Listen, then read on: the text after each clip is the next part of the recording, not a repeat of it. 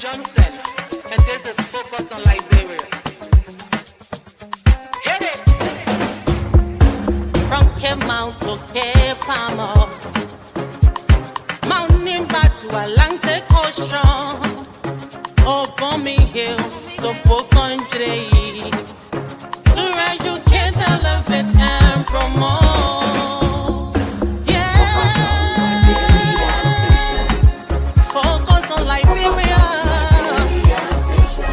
For Liberia, Liberia. For Liberia, yeah, yeah, yeah, yeah, yeah. From Monday to Sunday. From Monday to Sunday. It's focus on Liberia.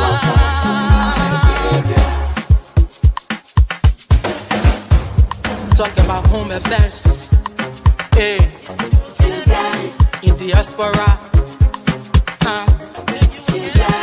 Current affairs. Hey. Reliable information. History. Ooh. Talking about culture. Yeah. Politics. Education. Entertainment. Yeah. Business. Sports. Advertisement. Articulation. Focus on Liberia. Focus on Liberia. Focus on Liberia. From Monday to Sunday.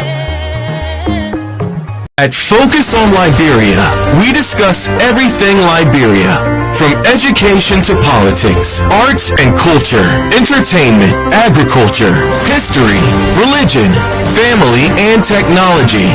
Focus on Liberia uncovers and showcases the best of Liberia and shows the world the truth about Liberia. We educate, elevate, and promote all things Liberia. We conduct interviews, panel discussions, debates, and more. Tune in to Focus on Liberia on Facebook and YouTube and be a part of the stories that make up the news. This is Focus on Liberia, and I am Dennis Jah. Ladies and gentlemen, welcome to another session of Focus on Liberia on the Marketplace. I am your host, Gabriel Carter. I am here in the studio with me today, Jimmy.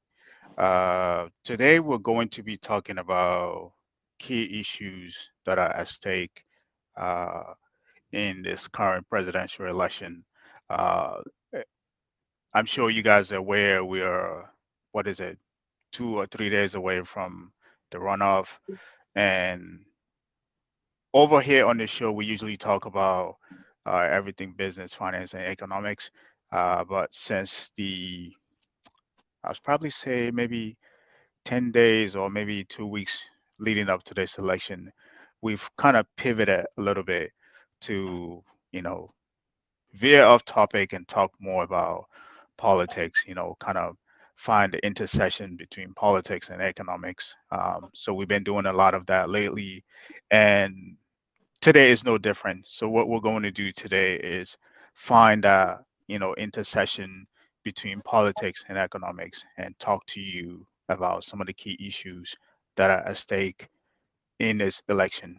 So we're going to be talking about corruption. I'm sure that is like a recipe in our pots in Liberia. We're going to be talking about the economic decline. We're also going to be talking about social injustices, because there's a whole lot of them. We're going to be talking about the ineffective or inefficient governance that we have seen either during this administration or the previous one. We don't want to relegate it to one administration. So there's a consistent, ineffective, or inefficient governance. We're going to be talking about the weakened institutions. We supposedly been hoping to build institutions since the end of the war. It's 20 years on, and if there's anything that have been evidenced throughout this election period is that we do not have some solid institutions. So we're going to be talking about that as well. And also we're going to be talking about international relations as it relate to Liberia in the context of Liberia. So we're going to be talking about that. So wherever you are, again, as we usually say take your time, share, bring your comments, Mhm. but most importantly, bring your perspective and join us for the next hour and a half. Jimmy, thank you again for coming out with these topics. I think this will be a great discussion. Yeah. Before we dive into it, though, are we? I've been trying to see us on Facebook, Uh-huh.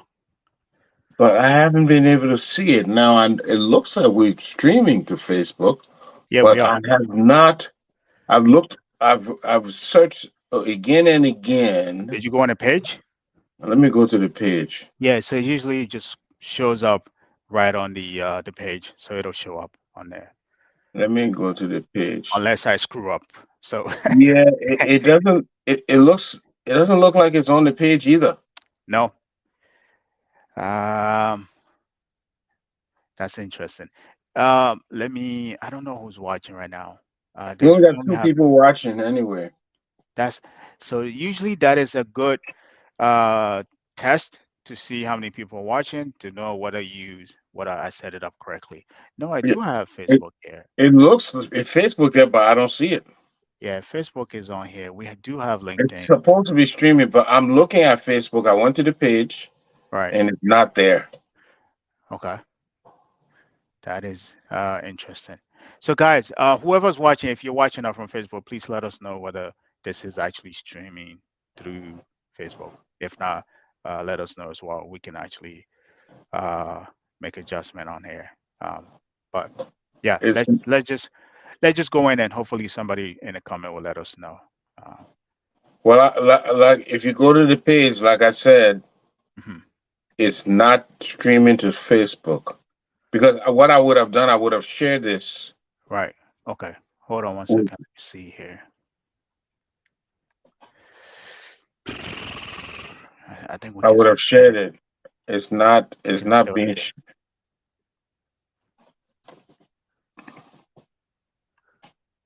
Okay.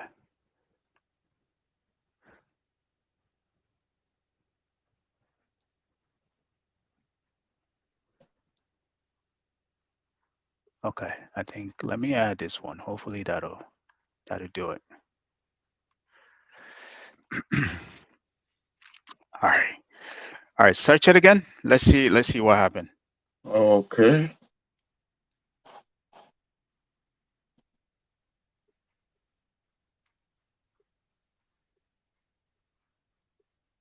Yep. Is it on? I see it now. Okay. So that was my end. See, now the views are taken up a little bit. So that was, yeah. Thank you. That was good catch. Yeah, people starting to join now. No. So let's try to let folks. Thanks for your patience. We're having a few little technical things we're trying to straighten out in a Yep. minute, and then we'll be joining the broadcast in a minute. Let me make one or two adjustments here, and we'll be ready to go. Uh, let's go. Okay. Thank you for your patience. There's some hot issues we want to discuss, and that will require making sure we are communicating to all those involved.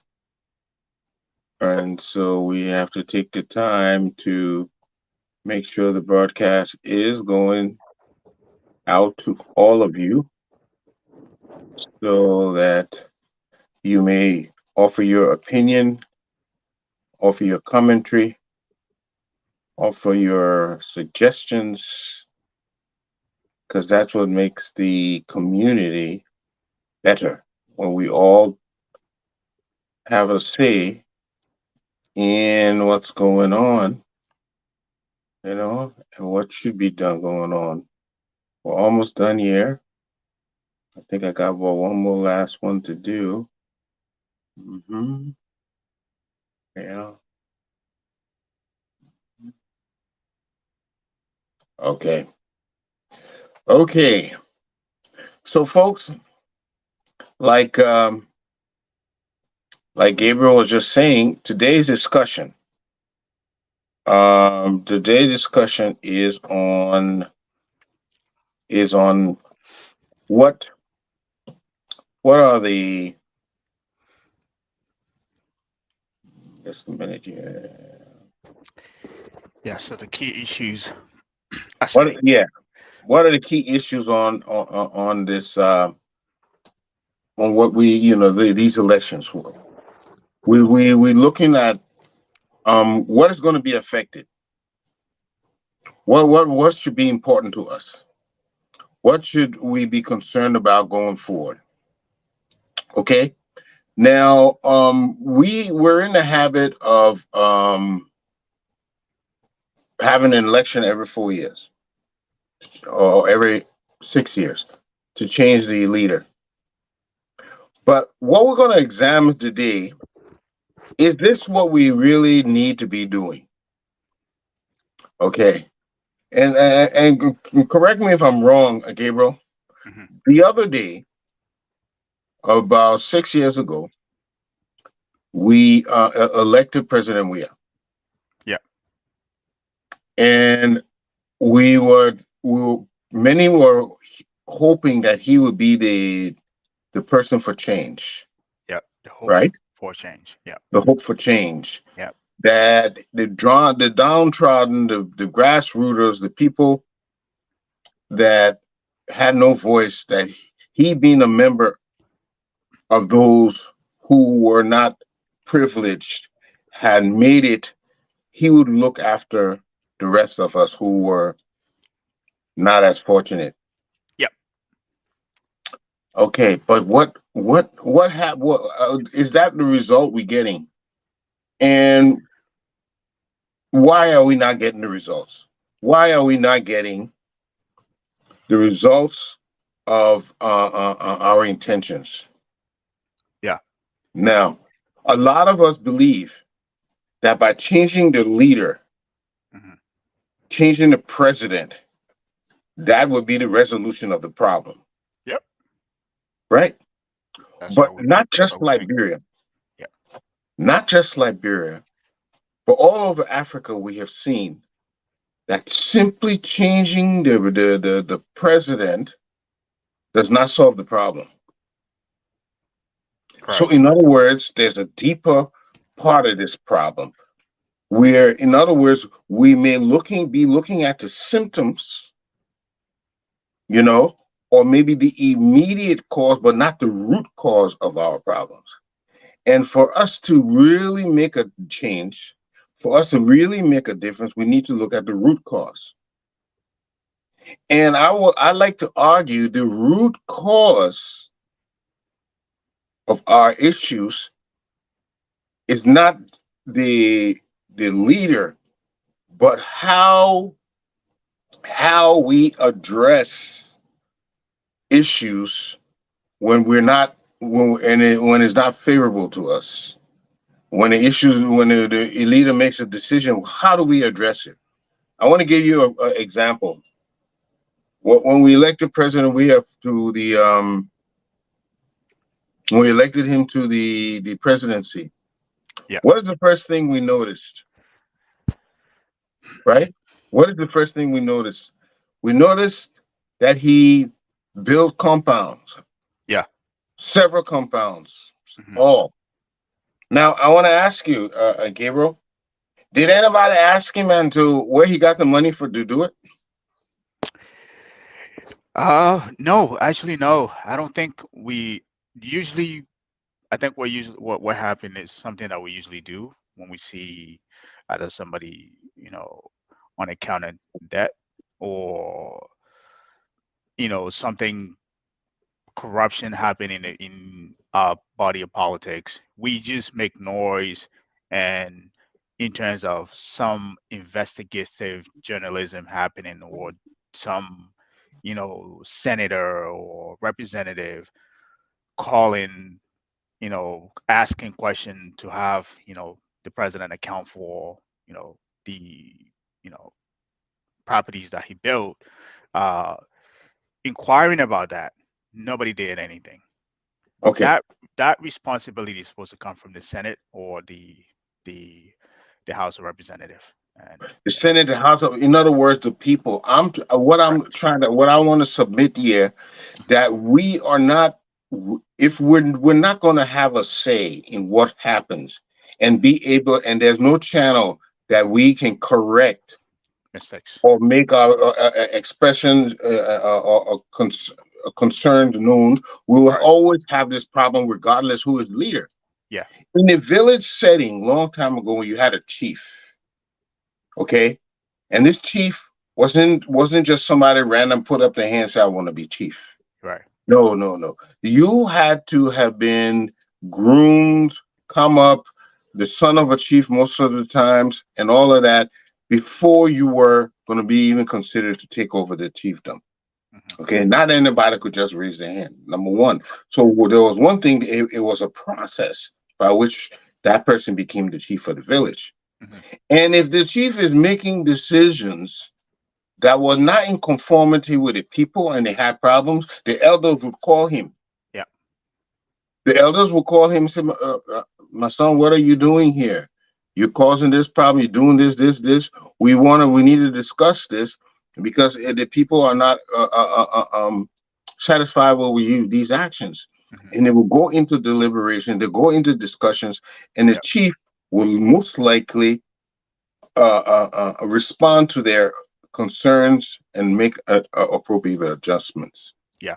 That was necessary because all of us, none of us are perfect. Hmm.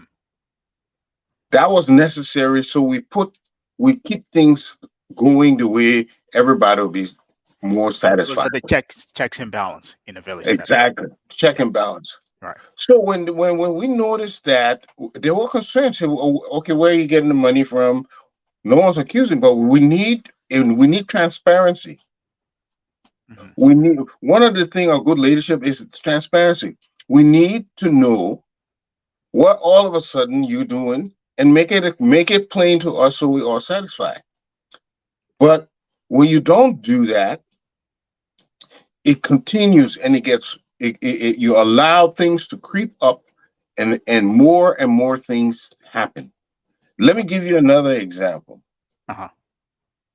During the Ellen administration, Yeah. we got word that senators and some represent they were making as much as $15,000 a month. Yeah. Why? Did the people have know that this decision was going to be made? One, was there a channel for us to raise our concerns? Say, why we're a poor country, we're borrowing, doctors making less than $1,000. Why are you making 15? What is the justification? Yeah. So, in other words, again, there was no way for the people to express or intervene in the decisions that are being made that affect them. So as a result, the administration is not corrected. The check and balance is not working. Hmm.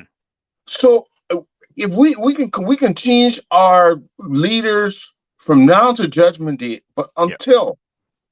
until our check and balances are working, Yeah. they will always do things, and there's no way to keep them correct. Yeah. Look at what happened in the USA. Yeah. It's up to Donald Trump. He tried his best. He tried his best to overrule the elections decision. Yeah. And they said no, no. They did. They said no, you can't do that. We're not having it. So we can't just be wishing for another. Like today, we're talking about like let's get another leader, another leader, another leader. That's Yeah. not. We need to be able to correct the leader or leaders if they're going on the wrong track. Yeah. And until we can correct those leaders, until we can make sure that they they are in conformity, or they're transparent with what they're doing, and to our satisfaction, Uh-huh. we're going to continuously see these problems occur.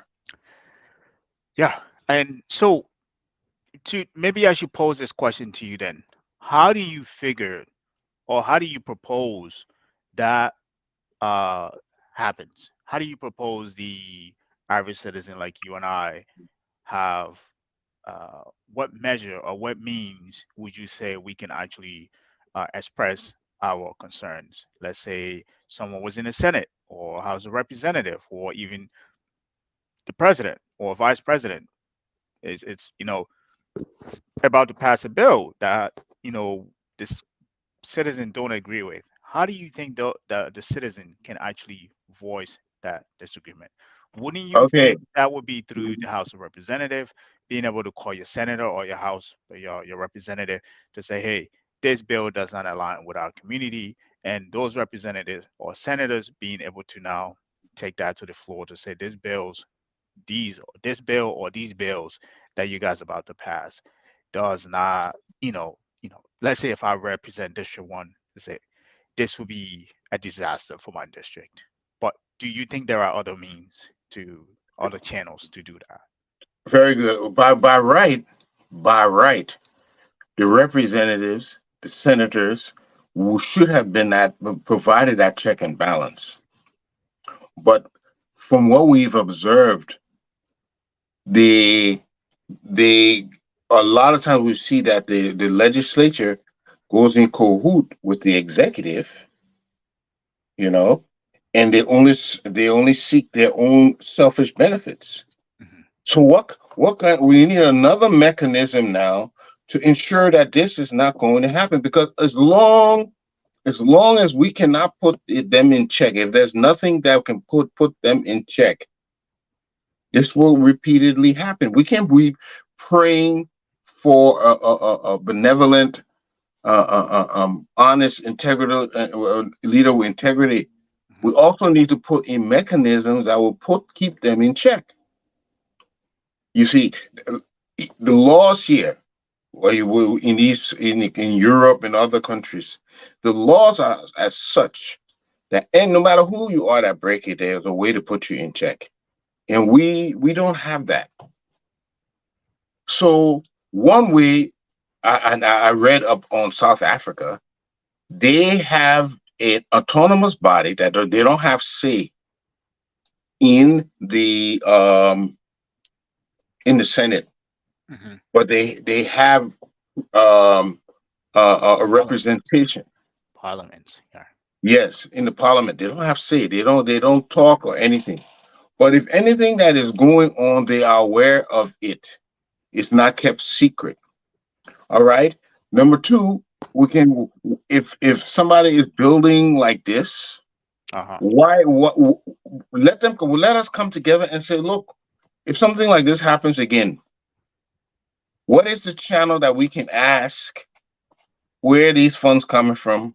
What is the legitimacy, and what is the channel we can ask? Because once you start asking these kind of questions with the to an all powerful leader or executive, you could get in trouble. You could lose your job. You could even disappear. Yeah. So everybody, we have this type of system that nobody can say anything, and until we can say where are you getting this money from, we're not accusing. Where are you getting this money from? Why are you raising your salaries to 15,000? Until we are able to check these things and say these things, no matter what we do, we'll always be running into bad leadership, Yeah. because we don't have any way to bridle them, to keep Right. them on track. And I think that is the inherent problem with our whole system. There's no way to check these things. There's no way to keep them there for the people. They are not there for their own benefits. They are not our bosses. We are their bosses, Yeah. and so we have to have a way to check them if they're not doing what is right. Yeah. And I think if we don't ever address that, we will continue to have the problems we do. Okay. So, do you think, since we're on the subject of corruption, do you think that is the basic fundamental recipe or, uh, you know, foundation for corruption the way we see it in the country? Because, Yes, as you rightly stated, if we have supposedly the senators and the representative who's supposed to be the checks and balance between, or the liaison between the people and the other branches of government, right? And they are not doing their job. They are just going unscathed. Nobody's questioning what they do, or the citizen rep cannot voice their disagreement with them, and that be brought to the House of Representatives, House of Senate. That also now empowers them or emboldens them, for lack of better words, right? To say, hey, if nobody is checking these people, and or nobody's checking us or questioning us, and to hold certain people as accountable, I can do whatever I want. There will be nobody holding me accountable, right? Or I can take this bribe. I can cut deals with, on behalf of the country, and nobody will hold me accountable. that's right. We've heard stories like that where senators are going and cutting deal on behalf of the country, some taking bribes. We go way back with the brown envelope, Kickbacks. right? Right. Yes, So, yes. right. So I believe that is the foundation That, level of corruption in the country. I think that is right. the beginning of the corruption That's that it. leads into the It is country. the root cause is that they nothing addresses the wrong behavior Right. in its butt. No, nothing to nip it in its bud. Okay, so we talking about the topics you brought up. Bad leadership leads to corruption, Right. economic decline, Right. social injustice, Mhm. ineffective governance, weakened institutions, and affect international relationship. Right. So we're dealing with the corruption now. Right. There's nothing to address. No way we can address them if they Mhm. pull a bill that gives them gas slips, buys them cars every 2 years, Yep. then it gives them the ability to buy the car after 2 years. Okay, buy the car from the government. They give them all the other allowances. They give them allowances for their household. They give them the ability to take funds back to the community to develop the areas, develop them. This is not, whereas public works or ministry of planning and all this, they have their programs, but they're giving these guys individuals money that is not accounted for to go back. So all these things that they're doing, who, who's supposed to, can we not ask questions? Why are you doing this? How do we put them in check? And if we cannot put them in check, it will continue. The only reason why you see the law, people don't go and drink and drive where we are, is because you know very well, as soon as you drink and drive, they'll pull you over and put you in jail. Yep. But as long there's nothing to stop you, to punish you for doing it, you will continue to do it. It's not that we have everybody here is made of saints, and in Africa they are devils. That's Right. not the reason. The Right. reason is there is a mechanism there that when you go off, you are checked. Yeah. And if we don't ever get this mechanism to check ourselves, to check our people, it will continue. Let's go to economic decline. Right now, Yeah. we're looking at the GDP. We're looking at the people use all kinds of figures. Growth and development are not the same thing. You and I Yep. both know that. Hmm. Your money can be going up, but if your people are getting fewer and fewer kids going to school, Hmm. fewer and fewer people getting jobs, fewer kids leaving college, getting professions, fewer and fewer people are getting medicine and health care. It's going down. This is a Yeah. decline. So we don't want someone to give us figures about growth. We talking about development. How improving? So if we see a decline in our living, in our standard, how does it get addressed? How do we do? We just sit down. Oh, it's just getting bad. We just sit down. How does it get addressed? So and we so every time and this is why sometimes you know I don't like talking about politics because I think I get too involved in it when I stop talking about it. And so I tend not to, because sometimes when you look at things, you think this is just common sense. How come we're not figuring this out, right? And the moment you start going around that, the things that's supposed to be happening that are not happening, you realize that, like somebody's getting the short end of the stake here, right? And we, so perfect example, we have to blame put some level of blame on the citizens as well. And the reason why I say that is because in other countries, even here in the States, if laws are being passed, or even if they get passed, right? Like there was an immigration, when Trump came to power, there was an immigration bill that he passed that was rally across the country, rallies, right? In Africa as well, Nigeria, when they passed that security, what they call the SARS, right? They protested until that unit got disbanded. The same thing in Algeria and several other African countries. That Mhm. means the citizen, like that means they reach out to their representatives and the senators. And if the senators don't do anything, they have the right to protest, right? That is Mhm. your last resort. If you cannot get through your representatives, you cannot get through your senators, your senator are not doing anything. Guess what? You have a voice within yourself. You have the right as a citizen to protest.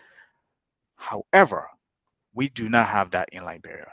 So like all of these injustices, the corruption that is happening, some to the point that they are in your face, they are not hating anymore. Mhm. And we have never seen any protest that yielded any result in Liberia. Not But we do anywhere in get the history of protests. We do. We have seen protests, right? right, but not yield. When I mean protest to something tangible happen, what you mean, hey, if you pass this thing, we didn't agree with it, we protest until something effective happen, where you make demand to your government that, hey, this, you know uh out of this law we just passed, it robs this county of such and such. That county protests, and the rest of the counties put join together to protest until that law get repealed. When I mean, yes, we see in protest, but we have not seen anything that Okay. people protested until they something change, until a change happened. Right. But then you're onto something. Right. You notice that we, if we could be specific, our protests are not yielding the desired results or not really gaining anything. What are we protesting about? I think one of Correct. the biggest protests we look about, so now we don't get salaries.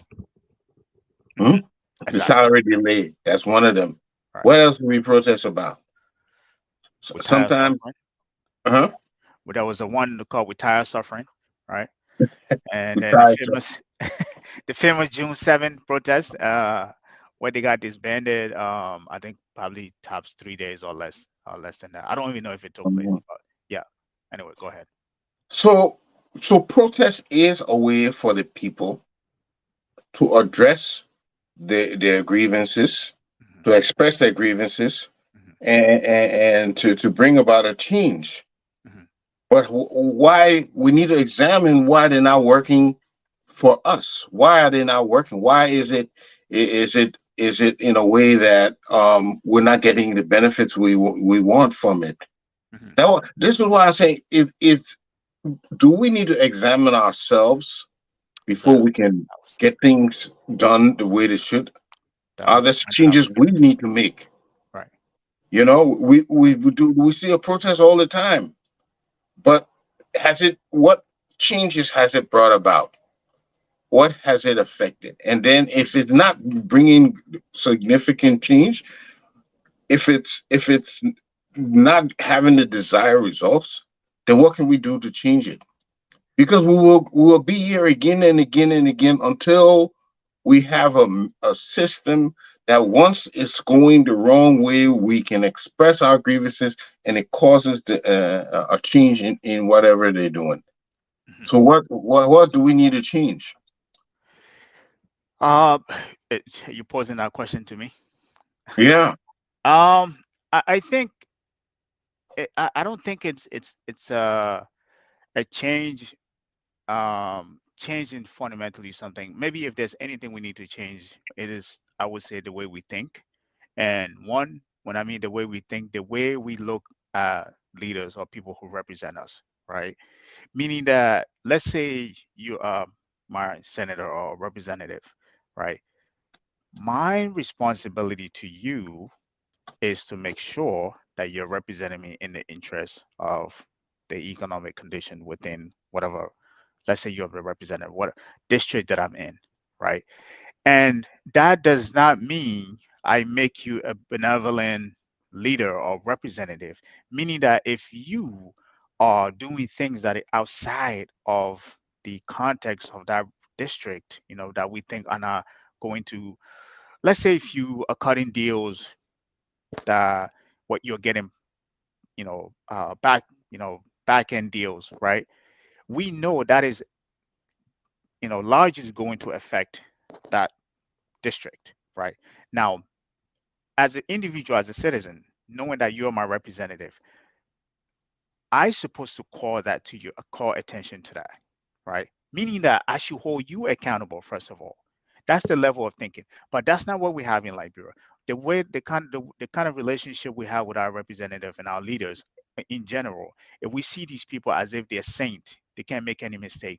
Like we will see somebody, a representative or senator or even a president, ill treating the people or getting involved in all kinds of corruption, and those who supported him will swear to their God that that individual is the right person to lead.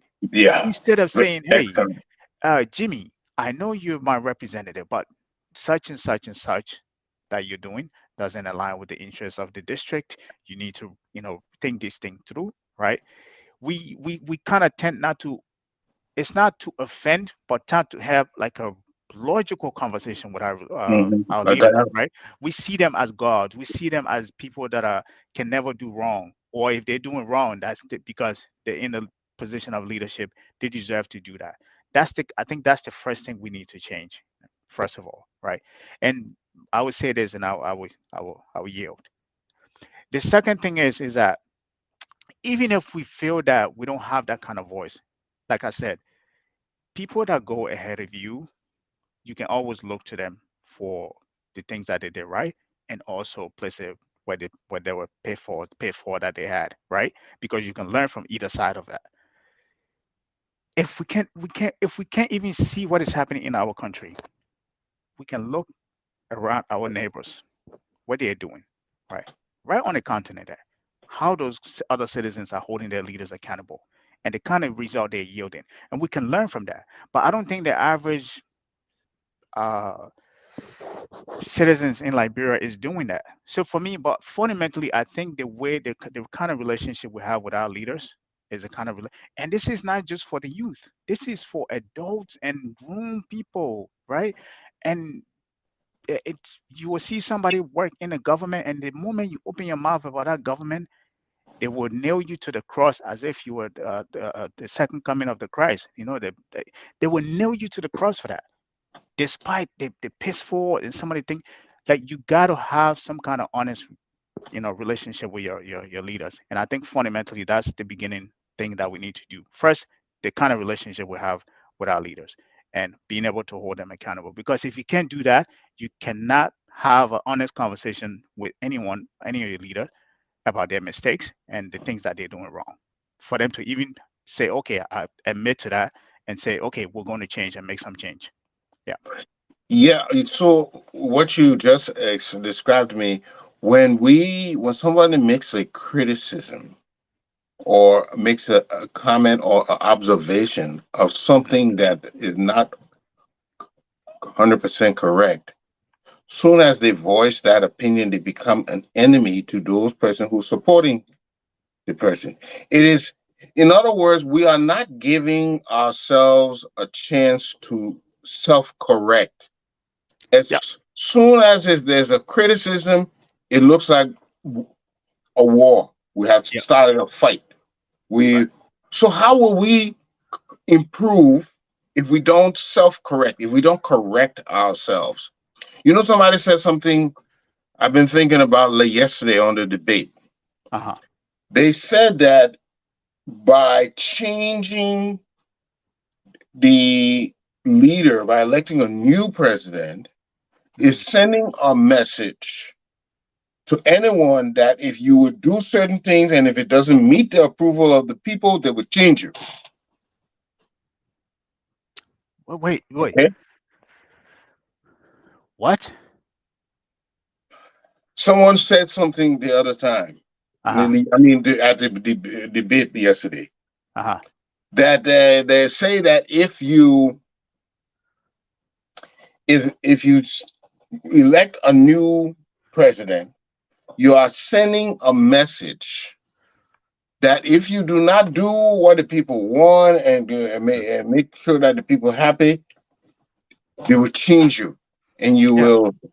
So it is sending a message, and I thought that was significant because that is really why we have that franchise to vote for somebody else. But have we solved the problem? No, we not. We haven't. Because again, the the leader is going to be a human being and is going to be fallible to mistakes, They're right? going to be. Yeah. So if you don't put that system in there that I can make a criticism or become an enemy, or if they're not doing something that is correct, we can call them to book.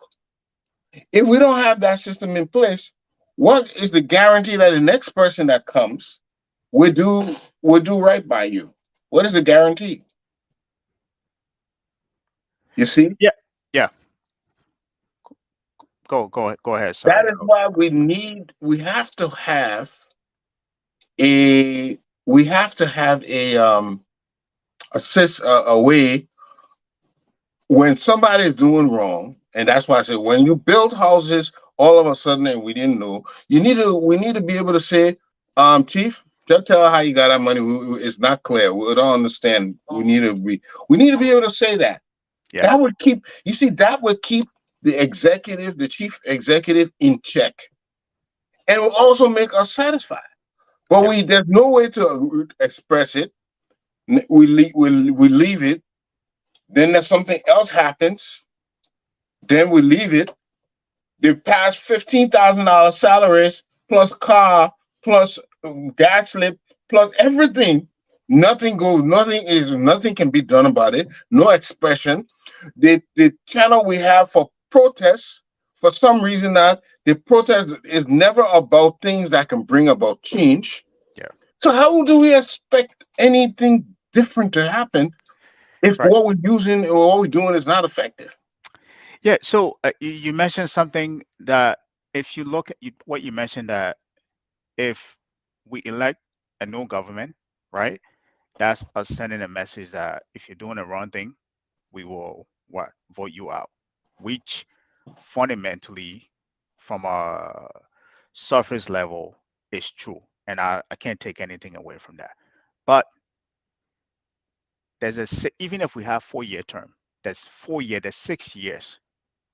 Are you saying you're going to sit by and allow that person to screw up for 6 years and then vote him out? You're going to vote him out at the end of six years. Exactly. I agree with that. But you also have to exercise other system within that 4 year period Thank you. to correct them while you wait Exactly. to vote them out of that. Right. Yeah. I don't think that's the way we're thinking. Right. Right. We Right. need, yes, one of the mechanism is to vote them out. But Right. you're right. There need to be other mechanisms that's within that 6 years we can correct something that is going wrong. I Right. think we have a comment here from Alson Saba. Okay. Let me put that He up. says, Which one? "I The second agree." one or the first one? But they seem to be the same thing. Okay. Yes, he says, "I agree with you, Jimmy. When it comes to check and balance, it has been observed that almost everyone elected does not provide any unaudited or audited financial statements. The constituents need to stand up and make sure this is enforced before anyone is elected. When President George M. Weah became president, he built his estate, and opposition began to insist that the public that it was the government funds and not his own funds.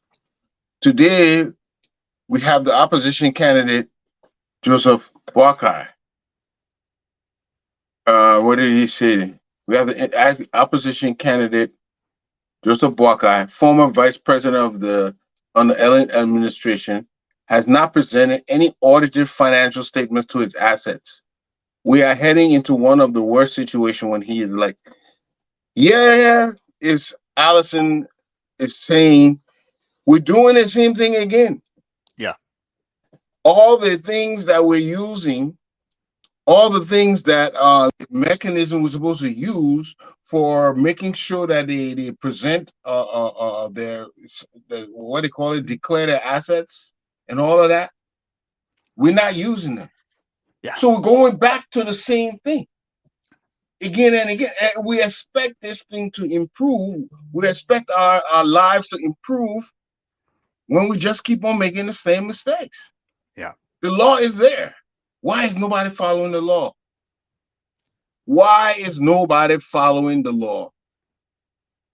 And then we ask ourselves, why do we have bad government? Why did this person do this? When we see it, it's in front of us and nobody is talking about it. But then we expect things to be all right. You know?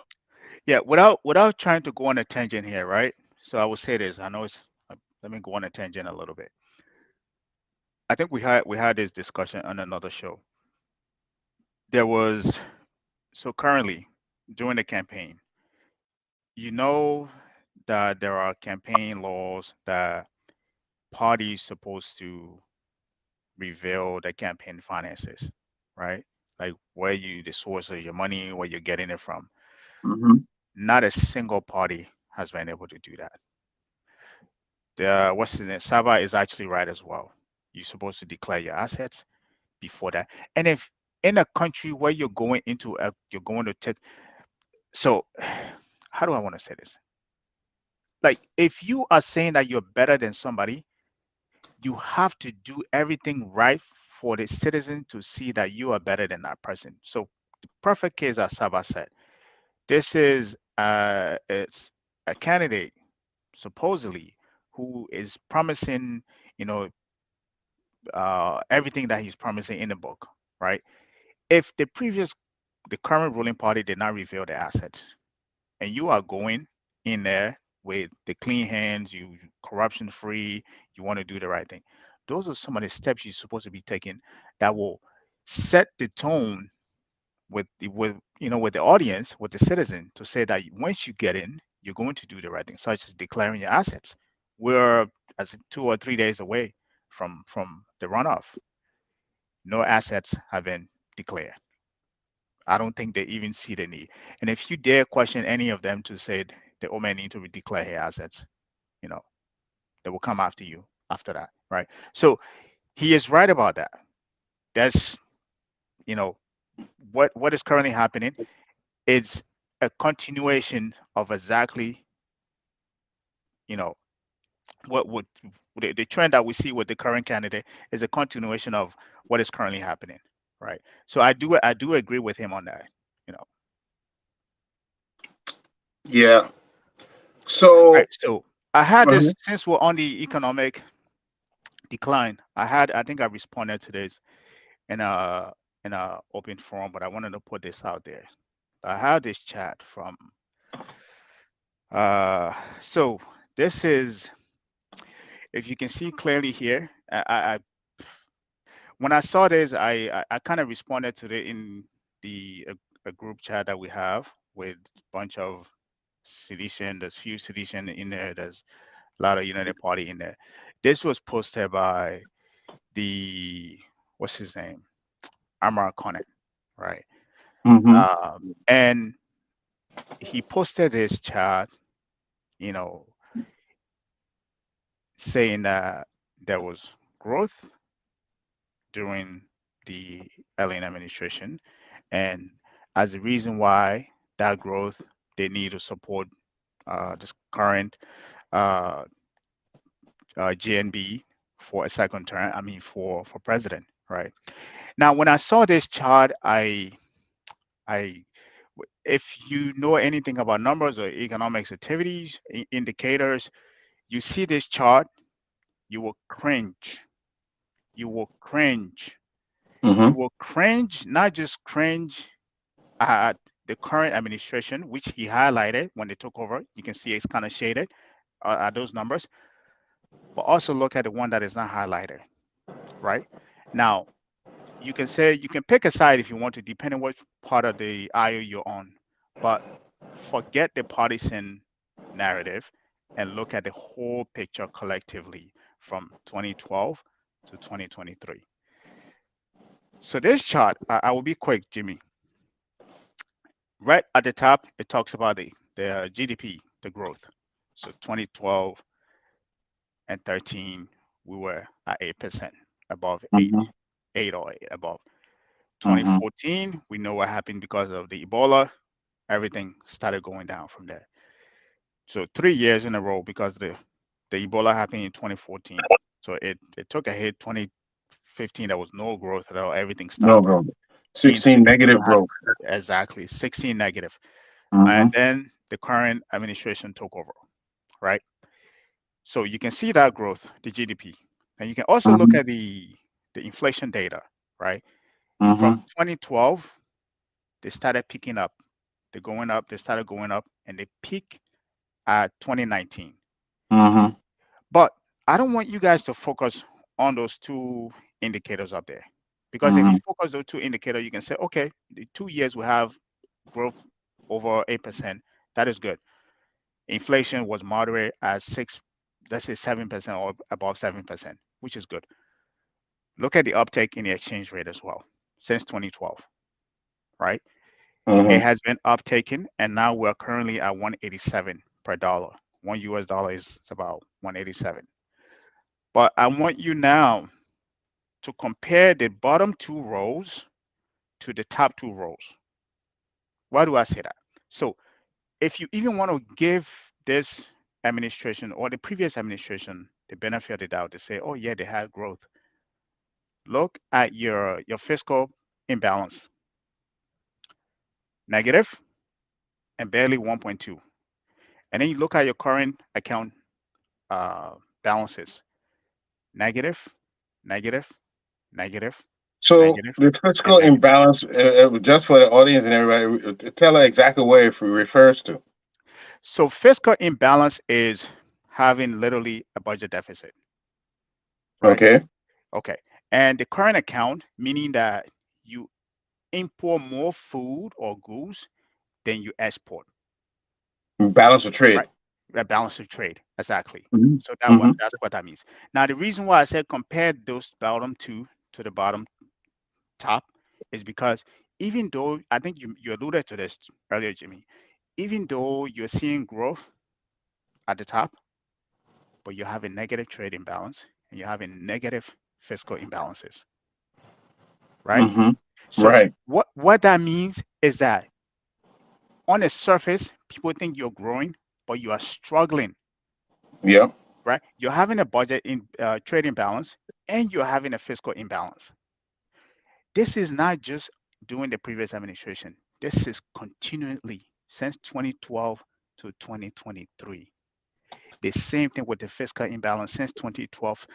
It is not an indictment on any administration, but it's an indictment on both, right? Meaning that 20 years, 20 years.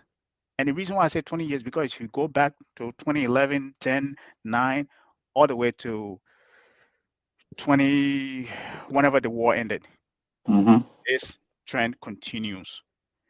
Meaning we've had 20 years of post-war country, 20 years of two parties, and not a single party or administration has been able to change the narrative for Liberia.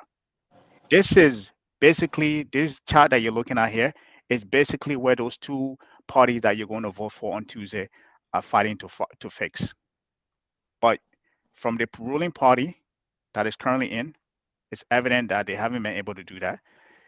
The previous administration, this Unity Party, it is right before you that even though they have had growth, they have they haven't been able to balance their trade or be fiscally sound, right?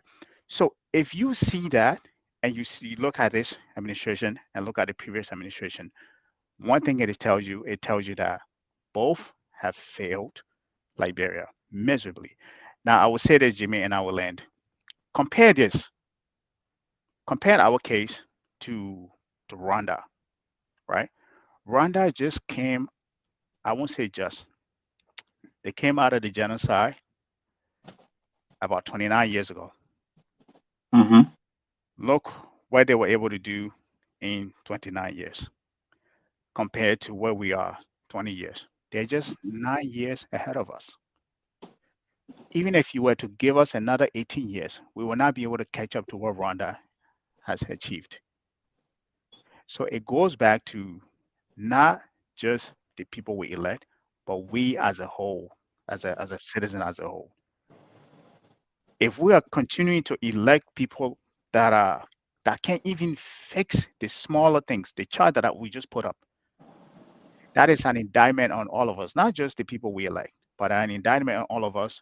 The reason why I say this is an indictment on all of us, because it questions our decision making of picking people, the right people to come in and fix things. Mm-hmm. Right. So that I wanted to say that I wanted to talk about that chart since we were on the economic activity. But that chart is very important, and that's the reason why I wanted to share that. What you just described, Gabriel, is it almost as if you're telling us that the people are taking advantage of us because when it shows these figures, we can't really understand what it means. So they say, oh, yeah, the country is growing, but behold, we are going worse and worse in the hole. Yeah. They're taking advantage of us. Because if you know, like you saw the growth in 2012, 13, 14, 15. Right. But if you are a beggar, Ah. if you are a beggar, Uh-huh. right? And tomorrow someone say, my man, let me at least give you a little kind of my yard. You clean my yard, I'll give you $1. Yeah. Right? Mm-hmm. So you go there, you clean the yard, that is, and they give $1, that is almost a 100% growth because you had nothing. Then the next day, they say, you know what, you've been cleaning it for 1 month, I'll give you $1.25. Yeah.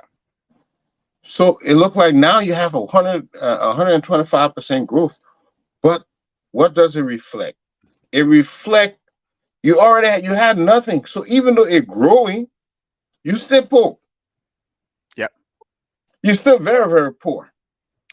And what you showed about the other figures are hiding the fact that things are you're importing things, you're importing more and more things you're importing, Mm-hmm. and you're not making that much money, so you're getting more and more in debt.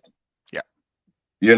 You're also showing that the money before that what you could buy with $1, you could buy maybe some farina and milk. Now today you can only buy farina, no milk.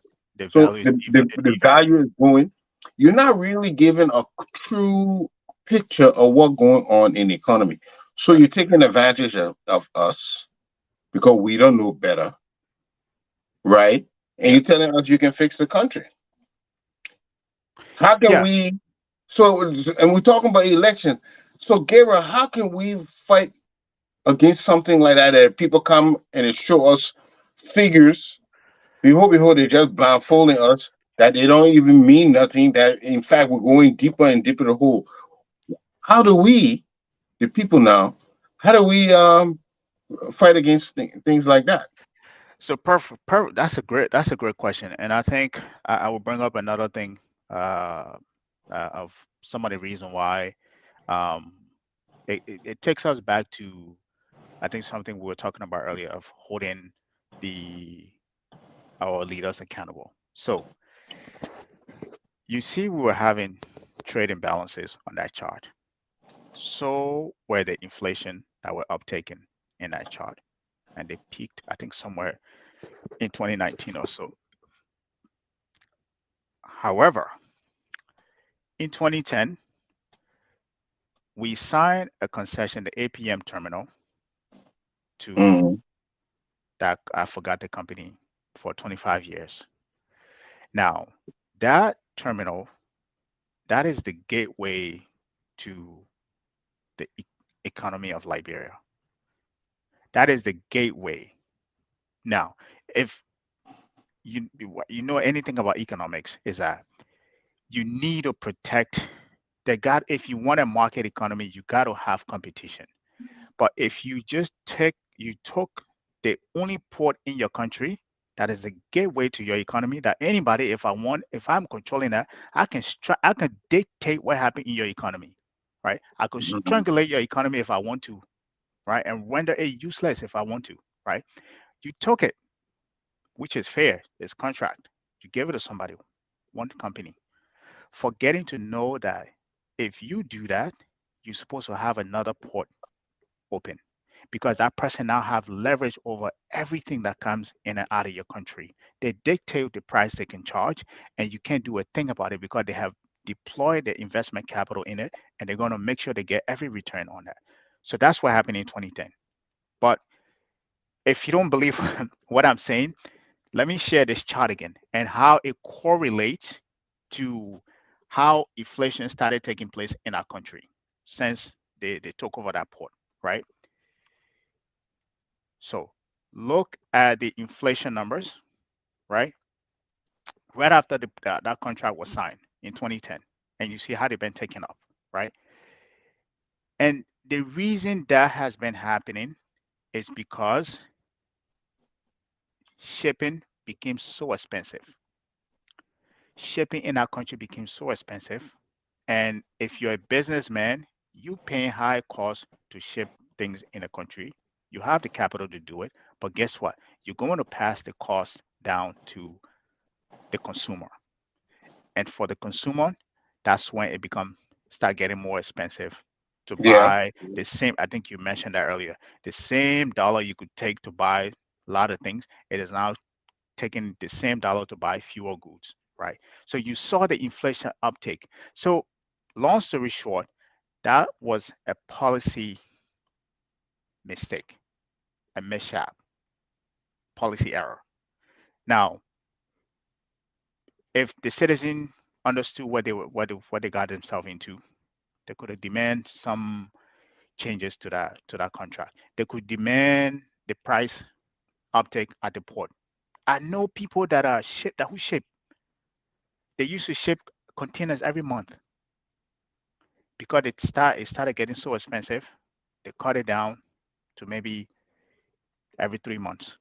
It went to a level where they cut it down to only holidays. I know people that only ship on holidays now, right? That's how expensive it got, right? Now they do ship, they still get stuff in, but it's cost to. Let me give you one example in our yield. You can buy a car here, a used car, let's say about 10 grand. You can pay 1,005 or 1,002 to ship it in a container. That same car to clear it at the port will cost you maybe 4,000 or 8,000, depending on what type of car it is, right? Now, as an individual, as a businessman, you take that same car, you want to sell it. You spend 10K to buy it, another 1.5, right? That's 11.5 to ship it, and they charge you another 4K, right? That's 15.5, and you have to sell that car to make profit, right? So you have to tag on all of those costs on it. So you probably sell it for 17 or 18, right? A car that could have, if you had, and that's because of the price it takes to clear a container or to clear that vehicle, right? So these are, now that's just from the car perspective. You can look at rice, the goods, the food that we eat, the rice that we eat in our country, and all the other things that we import because we almost import everything that we eat, right? This is why the inflation gotten so out of hand. Just one mistake at the port by signing your port to a company that now has control over the gateway to your economy. I understand if that were to happen, right? Mm-hmm. If the citizen understood that, they could have gone to their representative and make some. And the next president, this change for hope that we saw, they could have come in and said, okay, that was a mistake by the previous government. Negotiate, bring those people back to the table and negotiate and renegotiate that concession. Either that, if they don't want to negotiate, you start looking for ways to build another port in Bikana or another area that can ease what it does. It'll give you some level of ease over your economy to reduce the level of price on your consumer goods, right? To make it easy on the citizen. Now you ask the question, how are the citizens supposed to respond to that? Fresh, you have to understand what is happening. If you don't understand what is happening, you have no way of responding. When Amar posted his chart, I read the comments under there. They were hailing him, this and this and that. They nobody understood what was happening in that chart, right? So if there are only a few people who understand in that chart what that actually meant, how do we suspect? How do we think those people are able to go back and demand something fundamentally happen, right? So for me, it is not just a lack of. I think sometimes it's I don't like to say it. Sometimes it's a lack of understanding of what actually affect our economy. Most Liberians don't understand what affects their pockets. This is why we host the Business and Economic Forum, right? To talk about those things. Hey, forget politics. Start looking at the noise on the other side. Come look at these things that affect your pocket. You are not looking at the things that you need to be looking at. Until Liberians start looking at the things that affect their pocket, they will not have a voice in the economy. Because if you don't know what is killing you, you have no idea. You can go in front of the doctor. You won't be able to tell. The doctor asks what's wrong with you. You won't be able to tell him what's wrong with you because you don't know, right? So we have to be able to understand what is happening in our economy before we can go demand to our representatives or our senators to be able to do something um, to represent us effectively to the body of government. So I think fundamentally understanding the economics of our economy is this. It doesn't have to be at an expert level, but just at a fundamental level. Know what effect the food, how you put rice on your table. Know what affects how you buy sugar in the market, how you buy cassava, all those things that affect them. Know the things that affects them. So if something is wrong with that, you can start making noise about that. Just understand the basic. So I will leave it on that. Excellent, Gabriel, and this is what why educating our people is so important, because it will open their eyes, so that when somebody telling them they're selling them something, they're not buying pig in a bag. Right. Because that's what we have seen. We have seen people taking advantage of us because they use big terms, they use fast talking, and in the end, they're not doing good for us, Right. right? So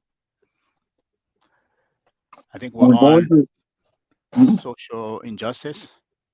Yes, social injustice. That's the next one. Social injustice, as we know, means someone arrests you, take your property, or mistreat you. Um, you get raped, and then the case goes nowhere. Somebody beat you, no redress. Yeah. They take your business from you, they close you down because you offer a different opinion, you know, or because you are a different religion. Then they come after you. They don't let you practice your religion. All these all these things, when you have a leader who is not fair, Mhm. who is who is not honest, these things can happen. This is this is some of the things that can happen once you have somebody who is not fair. So I, I commented. I have seen some of these people that are campaigning. They are using ethnic violence Mhm. in their campaign slogans. They, talking about a person's ethnic background instead of talking about the individual. I think that is another recipe for disaster because we're all from different ethnic groups. So why if John Brown and you don't have the same opinion, why you start talking about his tribe or her tribe? Why? Why does it have to be on a tribe? We come from a war that was fought because of using tribalism. Why are we still using tribalism to campaign and politics? Why are we doing that? I think there's something wrong with that. Yeah. And uh, I'm sure that's something you're aware of. We are. I didn't know how divided we are until I started following Liberian politics and realized that we are a very divisive um, nation, and that translate into the highest level of our body of politics, right? um, like you said, and those are the reason why some of these things happen, like the killings of, you know, the, the rape charges, the all of those things that we see happening within our body of politics, where nobody, and sometimes we don't even have like some of these social injustices that happen, right? Um, to have even investigative journalism to track on it. Like sometimes a case will happen here, right? And you will forget about the case, but there will be somebody, a journalist who is investigating that, following up on those, going to court and following up on those things and making sure that the outcome, the public is being aware of the outcome. Now, if we don't have, and we have, if we have a divisive country that is as it is, right? To say, hey, I'm Grebo or this man is Congo, and if something happened because he's not Grebo or because I don't have to see to it that he get justice. It's just, and you can hear that coming out of some of the candidates, our you know. Um, the JBN camp. You hear that coming from them as well. And for me, I didn't want to believe that, but I've heard credible people say comments like that, right? Where there's this division, right? There's this division. We just had the show yesterday, and one of the guys that were the panelists on there talked about that as to why the former VP to the ANC left the the party, right? So if we as a people are subscribed, and I don't know where this came from, are so subscribed to that level of thinking, then it is not by mistake that the president we elect thinks along that line, right? Because we are the president doesn't come from anywhere. He's not a stranger that come from a different country and say, "Hey, I am your president," so I'm any different than you. He comes from right among. He's a Liberian. So if we are thinking like that, there's a high chance the president will get to that. Our president will behave that way.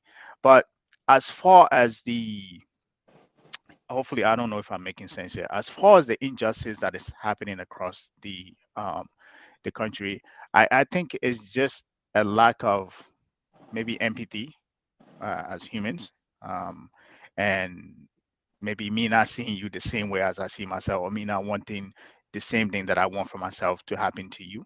I think fundamentally, Those are some of the reasons why we see some of the injustices that happen. But because I don't see any other reason why, um, you know, the level of injustice that we see happening should be happening, especially for now. If you're a big country with that many much population, but we're very small, like we should be a close knit. We should be like the former president used to say, right? If you hard rope, we say we our country. If you hard rope up, the bush, right? So if we are thinking along that line, then there's no way why it there's no reason why if something happened to you, I don't see that as a threat. That if it can happen to Jimmy, there's a high chance it will happen to me. And if I don't stop what is happening to Jimmy, there's a high chance if it happened to him, it's going to happen to me next, right? That if we were thinking along that line, some of these things that we see happening within our politics as far as the injustices will be we'll see less of them, But I don't think we have that level of empathy or empathy towards each other. And I think fundamentally that's one of the reasons why. Yeah, charity begins at home. We have to have empathy for one another. Yeah. But for some reason, we think that by doing it, maybe we get the advantage now today. Now is Yeah. today. Oh yeah, we can't vote for that other people because it be in that tribe, because it be in that religion. But those same things come back. They come back one day, and you know, there's a whole story that when they came to get one person, Yeah. and they just look at it. Then they came to get the the brother, Yeah. and the person And you, just look. Then yeah. they came to get his sister, And you look, and they look. Now when they came to get them now, nobody, there was nobody. nobody there to help. Yeah. There was nobody there to help.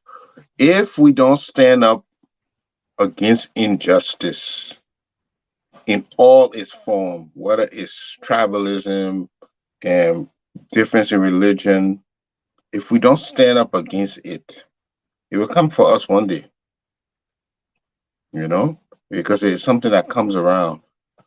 So, what's the next topic? So the next is ineffective, and I think we kind of dabble in and out of these. It's called ineffective governance or Mhm. inefficient governance, right? Yeah. So, right. Um, I don't. What do you got to say? What do you have to say about this? I think this should be a slam dunk. Well, but again, so we're looking at when you don't elect a person who is honest as leader, right? And what are the consequences? What are going to be the tool? Well, yeah, when you have somebody like that, even the appointments that they were going to make, all the decisions are going to be influenced by their dishonesty. So if I know very well that somebody is excellent in agriculture, that this person really he's been managing, they've been there a long time, been working to the ministry a long time, and they've been trying to do very, everybody knows how good they are. But because I'm not honest, I want to put someone there who, even though they don't know, but at least, I just I want to help them. And I'm neglecting the whole country. I'm not making a decision based on what is good for the country. I'm making a decision on my own, selfish interests. So now you put somebody there who doesn't really know the job. So all the things that are supposed to happen in that sector, in that industry, will not happen Mhm. because that person doesn't know the job. So the way it is supposed to expand, the new technology is supposed to grow, the type of companies that they're supposed to attract so that people can get jobs, so that people can get other business opportunities. None of that is going to happen because that person doesn't know that industry. They don't know it. They don't know who to contact. They don't know what to do. They go on the conferences, they be talking the conference things and mutual collaboration. They have no clue. They're just there collecting a paycheck. That will create ineffective government. You cannot put people, especially in technical positions, who don't have the technical knowledge because they will not be able to perform. Will you put? Will you carry your mom to a tailor to operate? No, you're not bringing mom. You carry mom if you won't carry mom to doctor, you carry to the hospital where she will find doctor. But you said the doctor then will be replaced by people who don't know anything about medicine. Mhm. So once dishonesty has a way of permeating Mm. itself in various forms. Yeah. It takes on various manifestations because it influences the decision. And once your decision is influenced, you will not make the right decision, and the result is effective government. You know, a lot of times the chief executive is not necessarily the one who has to come up with all the brilliant ideas. We need a vision, but the ideas can come up from people who under him. But if you have a chief executive who's picking people who are not knowledgeable about the area, you just killed all the progress that could be made in that area. You just Yeah. killed it, Yeah. you know. So it becomes ineffective. Yeah. It becomes ineffective. Yeah. So for me, I think we've in some way, many ways or other, we've talked about some of the ineffectiveness of governance that we've seen. I think you just um, gave a good expose on that as well. Um, uh, yeah, I think I mean some of the I'd like to go back to the senators and representative. The fact that we can just elect a senator, a representative, and they just fly under the radar. So one of the senator who got voted out was Vonnie Sherman, right? There's Hmm. supposed to be the corporate lawyer. I think he went to school here out here as well. Um, but the man got elected as a senator, I think for Grant came out, and he just flew under the radar. You didn't hear no bill that he passed, and they, you know, just quiet. And he's not alone. There's many of them in a the fact that's the highest level of ineffectiveness of a leader or of government or governance, right? Or if you want to look at, because collectively they make the governing body, right? So if you have that level of that many people in the government who are just dormant, they're not doing anything, they're just collecting salary every month, they're not passing any bill. They're not representing the people, like you said. They're not doing things to bring any kind of form of development to the county, and yet still nobody's holding them accountable. Collectively, those is some of the, how we call it, ineffectiveness of government. Now, if you want to look at the governance structure, right? We look at, I think that was the next thing we have on here, so we might as well just jump right into it. Weakened institution, right? Um, Weakened institutions. So if you talk about laws, we have laws like the traffic laws, right? We have laws on the book. Um, uh, we have, you know, um, we have, when you look at our financial laws, everything we're supposed to do. We have every time you talk about something, you hear people, oh, we have that on the books. We have that on the books. But what good is having law on the books if nobody follows it or nobody implements it or nobody adheres to it, right?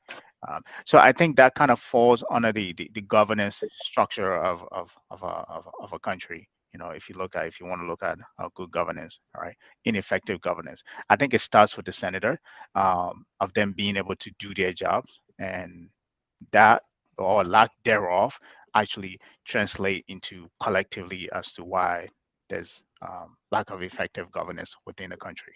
So that's my thought on that. Yeah.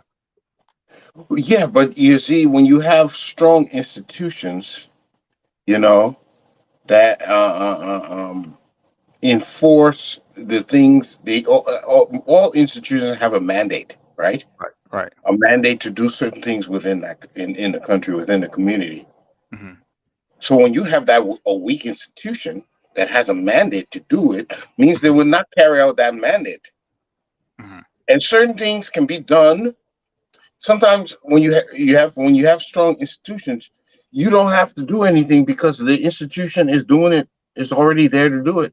You Hmm. don't have to make a decision because it's already there to do it. But when you have a weak institution, they're not going to do the things that they have to do, that they were Yeah. mandated to do, and as a result, it affects other activities, other operations, other social conditions in the country. Yeah. You know, Yeah.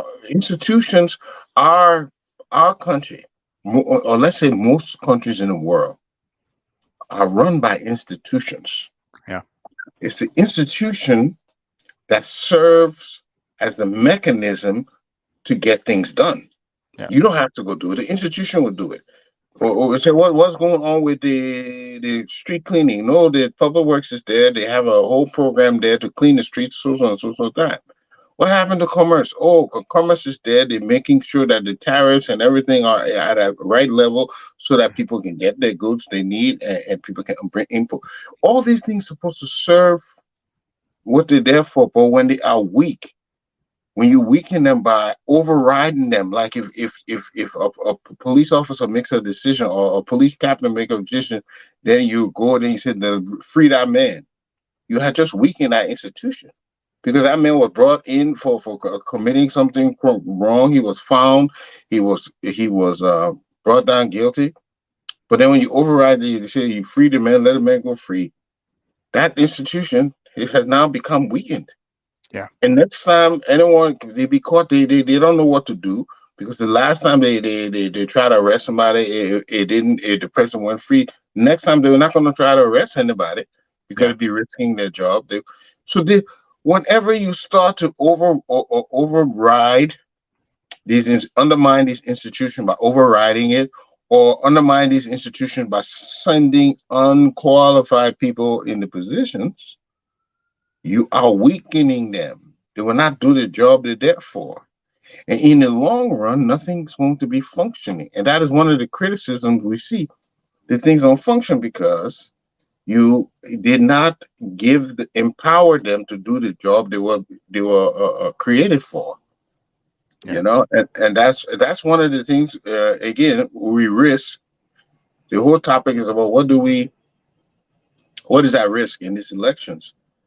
If we don't get the right person, we might see more weakened institutions. Mhm. Hmm. Yeah. So it's for me the way I see, and so when you look at Liberia and you see where it is compared to other countries, when I mean other countries, I mean other countries on the continent, the first thing that come to your mind is why are we the way we are, right? Why is it that these countries that have just gained independence, like they're average about 60 years old, they're doing far better than we are. There are countries that went to war, came out of war, and have strapped their boots and pull out of the remnants of those war and are thriving. But yet still, we still continue to struggle. We don't even have a road network connection, within the country. And I think part of that has to do with the institutions we have, or lack thereof, weakened institutions, right? A perfect example could be you can look at the political parties, right? There is no over here. You have the Republican, the Democrat, you have the Libertarian. The cream rises to the top, right? There are many actors within those parties, but they pick the best person usually rise to the top because there are institution. You hear to those institution, and the best man usually the party puts the best person forward. Those are institution. We don't have that with our political parties to begin with. Those are Mhm. institution, right? Though they're supposed to be institution that develop. That's supposed to be one of the avenue for leadership development of people supposedly that are going to come and some of 'em, eventually somebody's need to come out of there and be president of the country. So in that avenue, you're supposed to develop leadership. But if you don't have a solid institution within those parties, you are just funneling somebody through who didn't really get steered through the process, and you just come because of popularity and put them to the top. So they didn't really come through an institution, and because they didn't come from an institution, they have no regard for any institution when it gets to power in the government. They won't see the need for there being an institution, right? So you will put somebody come from that party, whether they become a senator, a representative, or a president, because they did not come from an institution, which is one of the political party, which wasn't an institution. You could be There could be system in place, institutions within those respective body of government, and people are violating that. They will not see the need that it needs to be strengthened. They will not see the need of the value that having strong institution has within the strength of the country, right? And for me, I attribute the in addition to our mindset, I attribute the reason why we're where we are of it- that being because of the lack of institution. If we had institution, there will be some fundamental foundation on which the country can be built. But because we don't have the institution, coupled with the kind of relationship we have with our leaders, I think that is fundamentally are the reason why we're still lagging behind every other country. Mhm. Yeah, Yeah. yeah. Yeah. If you another way to look at it is like your institutions are your various motors. Hmm. They keep things running. Hmm. So when you have strong motors everywhere, the things will be running. But when those institutions are weak and get weak motors, things will not go on as they should. Yeah, And this is when you're building a country, when you're building a community, you build it through institutions. They are what they call forming blocks, founding blocks for yeah, building communities. It's yeah, the institution that will build it. So to cripple your institutions, it's almost like you're crippling your whole community in the end. It's fundamental, and you have to be able to appreciate that. I think we have a comment from Alison Saba again. He okay. said, I don't know if you can get it up there. I personally, this one, Yes, okay. I personally think when it comes to ineffective governance that affects people is not utilizing human resources through the merit system. Let's begin with the post-war governance. When Ellen Johnson Sirleaf allowed the legislative branch to run our country by providing them with a monthly income of 10,000 and some $15,000 a month, and those people then employed relatives who had no idea about parliamentary procedures. They had no idea about running researches. Those positions were created so that in legislatures they can make informed decisions. But you put your relatives there who had no idea about doing research, no about the idea about the country's functions, and those are the people who are the wards and the aides to the people in the legislature. So as a result, you have senators and representatives who are making uninformed decisions, Hmm.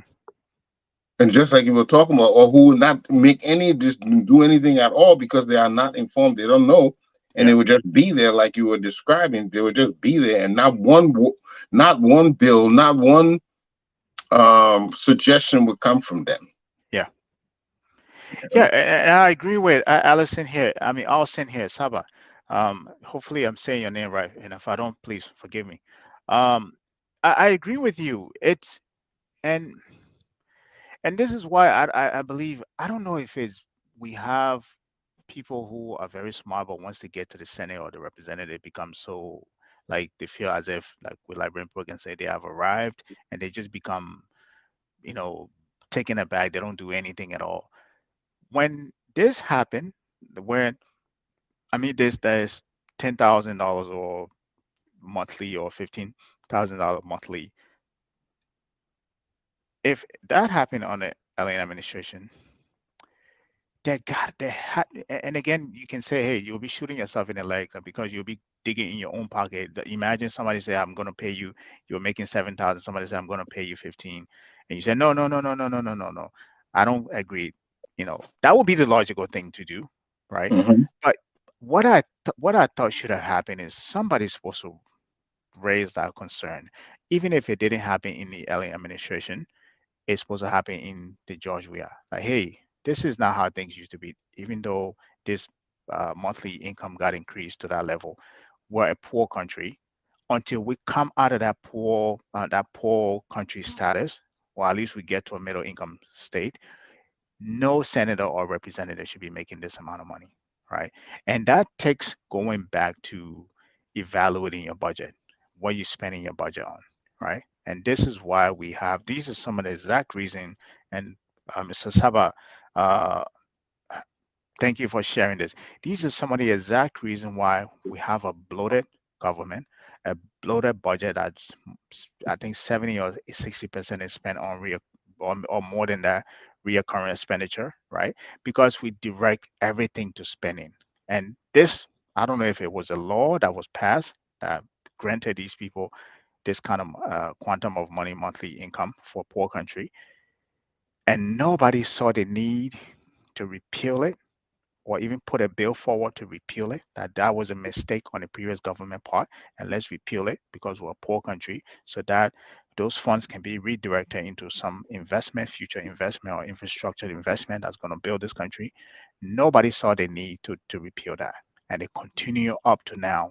Even from my own party as well, the NC, I don't see nobody. I hope somebody can eventually come up with a bill. And I was hoping that when Mr. Cummings got elected, this is something he was going to put forward, like cut down the salaries, cut down the size of government, the way we do budget, change it. The amount we spend on recurring expenditure, change it and redirect some of that capital into infrastructure or some other thing that can advance the country that everybody will benefit. If you build roads, people will benefit. You build bridges or whatever you do, whether you invest in healthcare, people will benefit from it, as opposed to that going to some senators or representatives who are not doing their what we call high level paper and pen pushers. That's all they are, because none of them have passed a bill. None of them have pushed any kind of suggestion of changing this thing. So those are fundamental some of the reason why we see things. Like if you say you were changed for hope, I expect you when you come in there, you're supposed to examine the budget, examine everything, and make some changes. That should have been one of the things that should have been at the top of the list of things that should have been changed. But that never happened. And it's just up to now. I think it's even higher than it is right now. So Mr. Saba, thank you for sharing that. Appreciate it. Yeah. Do you have another comment you want to review, and then we'll have one last thing to talk about, and then we'll wrap up here. Yeah, let's go to the last thing. Okay. Bear with me in a second. And the last thing here is international relations. Now, when you mean international relation, did you mean um, Well, again, we're looking at how having a dishonest leader, president, mm, mm, what it affects. Now, we have seen sanctions, right? We have seen how foreign countries deal with as they term it, rogue Mhm. governments, rogue leaders. Yeah. It affects your ability to get loans. It affects your ability to your relations, bilateral relations, Mhm. and we're not we're dependent on imports, Mhm. very dependent on imports. So the outside, the outside world has a direct effect on us. So if we have bad international relationships, if we're characterized as a pariah government, it has unintended consequences, Mhm.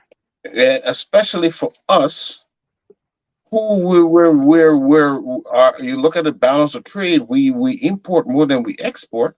Yep. So this can have dire circumstances, dire results for us. Mhm. And then therefore we need the leader to be someone who people have respect for, who people will be able to trust, Yeah. because that will facilitate the way we negotiate, the way we interact with other organizations, countries, and all of that. So by electing someone who does not have that posture, that reputation that will promote the country, you will see further setbacks when it comes to that.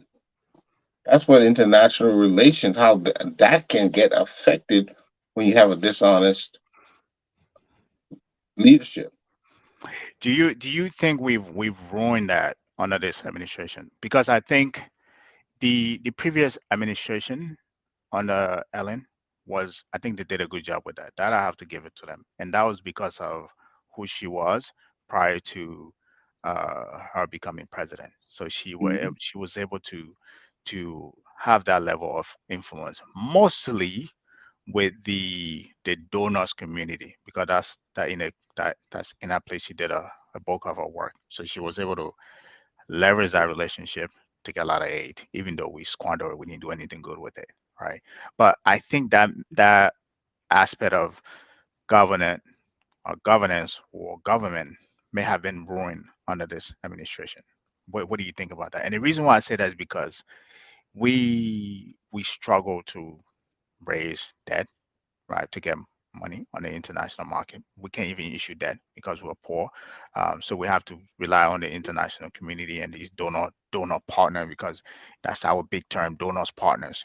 We treat these people as if they're God because we have nowhere else to go to issue debt, right? So we ruin those relationships, and then you tag on the sanctions, right? The sanction also did a numbers to us, and so, do you think aspect that aspect is actually ruined under this administration? Uh, a good question. I believe that's one of the chief areas we need to improve. I look at it like half full, not half empty. Yeah. That's for one of the Minister of Foreign Affairs is responsible to champion, after the chief executive, he's responsible to champion the the country's interest abroad and the image abroad. And so your choice of foreign minister is key. There have been some foreign ministers who have been very instrumental Hmm. in bringing their countries to prominence because it's Hmm. so respected. They know how to negotiate. Their image, their persona makes Hmm. them very acceptable in certain circles, and they can get things done. They can promote the country. But if you have a foreign minister who, when people engage him, they walk away with a bad impression, that Hmm. is devastating. Of your foreign minister has to be a person that embodies charisma and international acclaim, so that he can make the sort of impact you want on your people. By right, I mean you can see that some countries, the foreign minister is the one who negotiates for them for a visit to the White House or a visit to the Court of King James Yeah. or to the Vatican. I mean, it's crucial. It's another crucial element of your country's um, place in the foreign community. Yeah. And you definitely want to have some people with high standards and acclamation in this position, because Yeah. this is the position that meets, this is the storefront. This is what people see every single time. And if Yeah. you have foreign minister of ill repute, or someone who is too shy, too,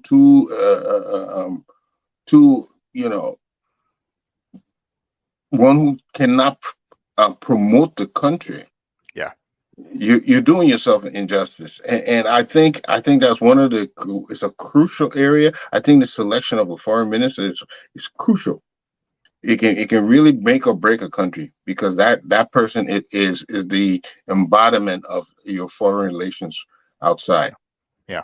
No, and I agree with you, but I believe I think we dropped the ball in this administration when it comes to uh, international relations. It not just from the foreign, how do you call them? You refer to them, the foreign minister as a whole, but the president himself. Because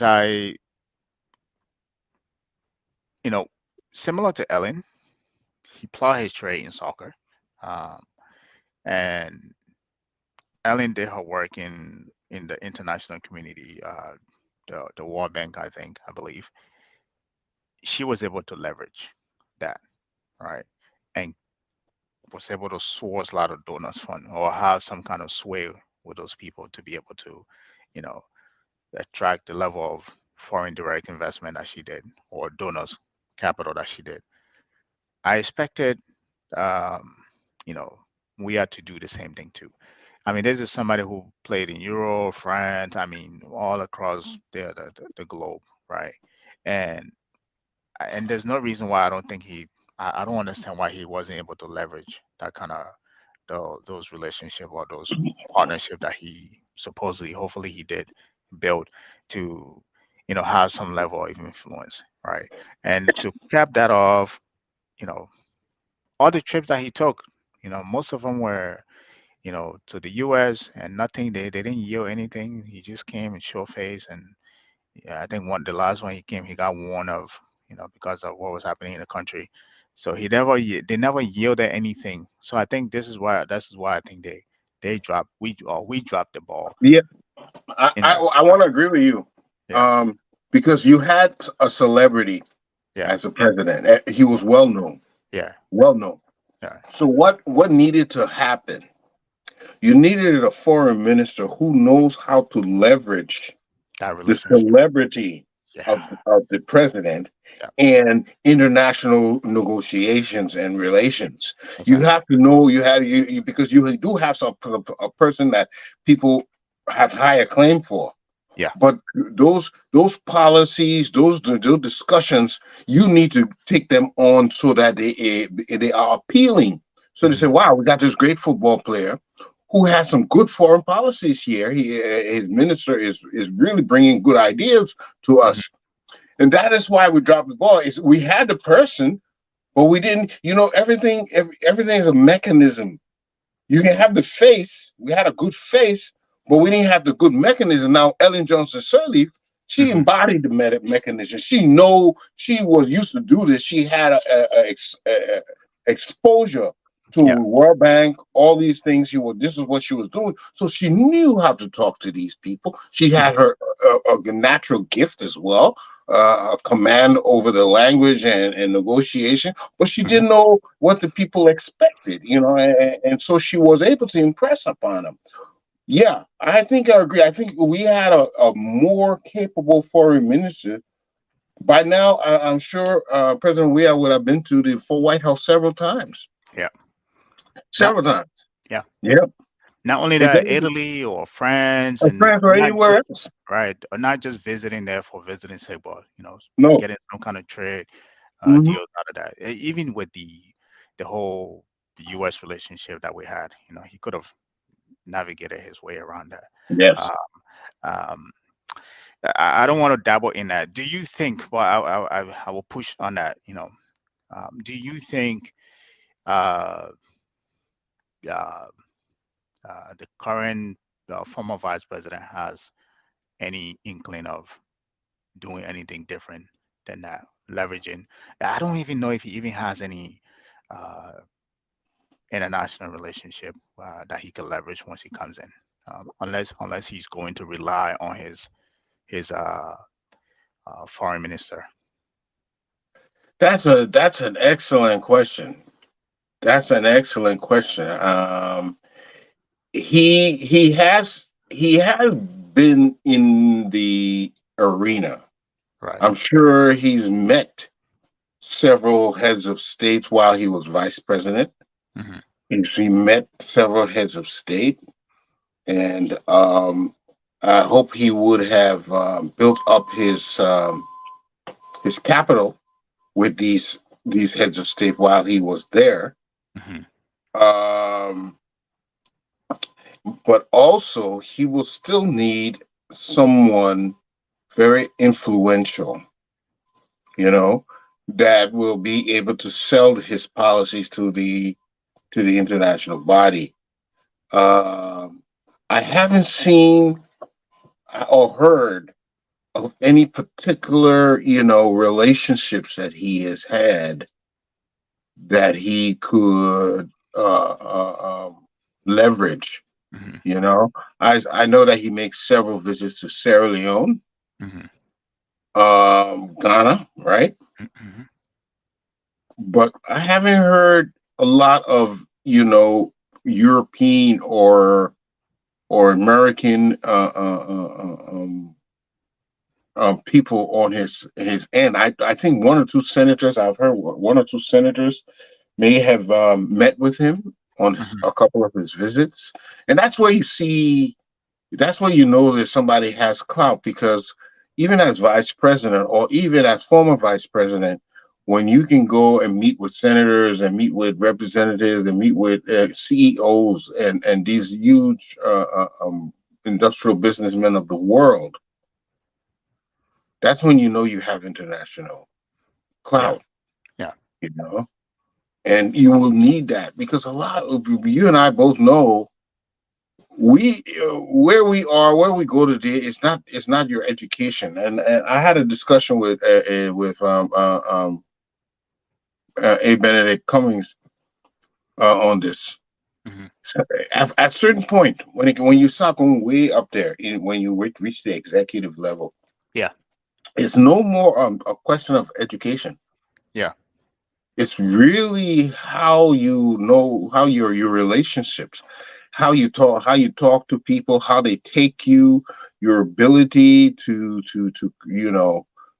promote yourself in front of them and the impression you put on them. Hmm. It doesn't education is gone. It's not education. It's considered a given.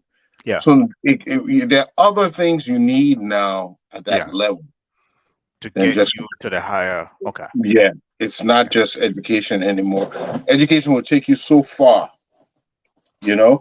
And we who live in America, Liberia doesn't enjoy this as much. But we who live in America, we know that people don't hire you on the because of your degree. Hmm. They want to know what you can do. Yep. Exactly. You can have a PhD, 10 masters, bachelor's, whatever. But what can you do? Yeah. So they want to know what have you been doing? Yeah. What can you do? That's what we look based on. Yeah. We're not hiring your degree. Your degree doesn't do anything for us. It's your skill and ability in the real world that we want to be able to leverage. Yeah. Not your academic performance back in undergrad. Whereas in our country, what we see in Liberia, People put a whole lot of claim to degree. Oh, that man got PhD. It doesn't mean he has a PhD. But Yeah. what does he do? What did he do with it? What Is skill does he have? Right. what skill does he have? It Yeah. doesn't matter. Some people just a lot of people say a PhD is just a regurgitation of somebody else's work. Yep. You just research somebody Yeah. else's work You just research. and Yeah. you put it on your thesis, and then you Yeah. say no. Actually, a real PhD you're supposed to carry on your own experiment, start with Yeah. hypotheses, Yeah. carry on your own experience, get your own statistics, and Yeah. prove your own theory, pro or negative. Yeah. Okay, that is what a true research PhD does. But just to simply have the fact that you did a couple of courses and read some other people's work, you know, and then that means you qualify to do certain jobs. No. I rather see the jobs you've been doing and analyze your projects, what you built with your hands or with an organization, and analyze you from that point. I say, oh yeah, this person can do it. And your degree is not enough. It's nothing. It's good to have that accreditation. You want to have some testimony that you are proficient in certain things.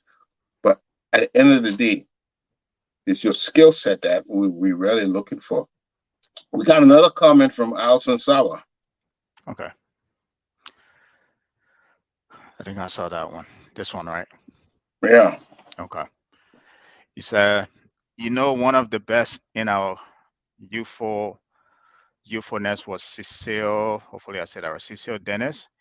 He was eloquent and thoughtful in building Liberia. He developed human capital in the areas of bilingualism to create strategic relationships between countries that will inevitably influence nation building Liberia. When I listen to George Weah at times, although he may not be as eloquent, he presents his case. Huh. So we have people waiting to improve this relationship, but our recruitment and placement process is lacking. But he said when I listen to George Weah at times, oh, he mean the bilingual, yeah, because I think he speaks French, I think, and Italian as well. Yeah, Yeah, he yeah, does. yeah. He does. But does he leverage that in terms of using that to build relationship? That I Well, think, well, right. I think where he going is George Weah. He's got a lot of common sense. I think I don't think we give George Weah enough credit Hmm. for the common sense he has. He has a lot of common sense. Now, at certain levels, at certain positions, that's all you need to have common sense. All the technicality and whatnot that can be in your deputy or whoever you designate to carry on a function. All Uh-huh. those expertise can be there, but you just need to have the common sense to know, to be able to prove and disapprove certain things. So it will come back to the same thing. As far as concerned, George Weah, if it would behoove him if he has a very impressionable foreign minister, because between the two of them, once you know what he wants, well, okay, my man, what do you want? Well, how do you want Liberia to appear? Let's say in soccer, do you want it to come to this height, or what do you want Liberia to appear in the dynamics of the Israel Palestinian conflict? Or in Pan Africa, what do you want Liberia to represent? They come together and hash out a policy, and the foreign minister takes it on and start making his trips, start making his case. But if you don't have that, you need it's like every agent. We look at the footballers and basketball players; they all have the ability, but they need some good agents that will get them the deals, the contracts that they're looking for. Yeah. So that's all he just needed somebody who can go out there Uh-huh. and obtain some of the things he desires to get. Yeah. You know, I think it's important. Your selection of your personnel is very, very important and very, very influential I in your agreed. decision. And the reason why I agreed because I had this argument probably twice before with someone in another chat. We were talking about why, he thought that, every president in Liberia, when they come to Liberia, they need to focus on what Liberia want. I said, no, you cannot take your country to a level in a vacuum. You know, you as a president, when you come to power, you need to have yes, this is what you want to do for the country, but all of that cannot be achieved in Liberia alone or by Liberia alone. You need to have a macro level of the world. That way, you're able to leverage those relationships to be able to do what you want. That's how you're able to build those relationships with people or countries that can, invest in your country. But to just say, hey, I come, I'm the president. This is what I want to do for the country, and I'm just going to, focus on here as far as what Liberia needs. And this is why we don't pick great, foreign ministers, because if you don't understand what you need or who how you can leverage those relationships, you won't be able to pick the right person to be able to represent you to those international body or yourself. That's if yourself cannot do it, right? But if you understand, one, yourself, what you need for the country, where you want to take the country. Two, you know the right person you want to pick who is able to represent you to those foreign as a foreign ministers. You stand a better chance of cultivating a better relationship, or that person cultivating a better relationship on your behalf, or you being able to assist them in those areas as well. So I think the argument I had with that individual is that you cannot become the president of Liberia and just think Liberia, Liberia, Liberia. You have to think about everything macro. Everything is interconnected now as a global world. And in order to take Liberia somewhere, you got to understand globally what is happening around the world. Like you said, you have to understand what's happening with, let's say, right now, you need to have your stand on the Ukraine, uh, Russia war. What do you stand on that? The Hamas Palestine war, right? Like those things you could be able to understand because some of that can play into your relationship. If you don't know how to, if you don't know where you stand, if you're, one of these international communities or countries, is taking side and you're not siding with them, but you need a whole you depend on that country for so much, you could ruin that relationship by just going on the wrong side. So you cannot lead in a vacuum, right? And I think this is some of the reason why I think somebody think he was alluding to. But in addition to speaking the foreign language, you got to be able to leverage it in terms of building relationships as well. Um, I think he speak. I never hear him speak uh, Italian, but I heard him speak French, and he speaks French very well. So that I would give him. I would give him that. Um, so uh, yeah, but yo, I don't. Yeah, He is a man of the international world, yeah, you know. But yeah. Is any so more that's coming? it. Yeah, I think Saba is being acted today. He's got one more in there. Got another one. I think those are the same one. Oh, yeah, that's the same one. Yeah, That's the same same one, one. same one. I don't know why Yeah, Kaminsky repeating himself. yeah, maybe he didn't think it went through. Yeah. Okay, Okay. that's about good. All right. Any final thought before we wrap up? Yeah, so as much as we looking to change, as we could, if we can surmise here, as look as we looking to change, it really us that we have to change, Yeah. and we have to find a way to make people accountable by asking questions, by challenging, or it's not a fuss, it's not fighting. But how can we improve each other if we never ask ourselves questions to make ourselves better. Yeah. You know, we can't. It's not supposed to be a fight.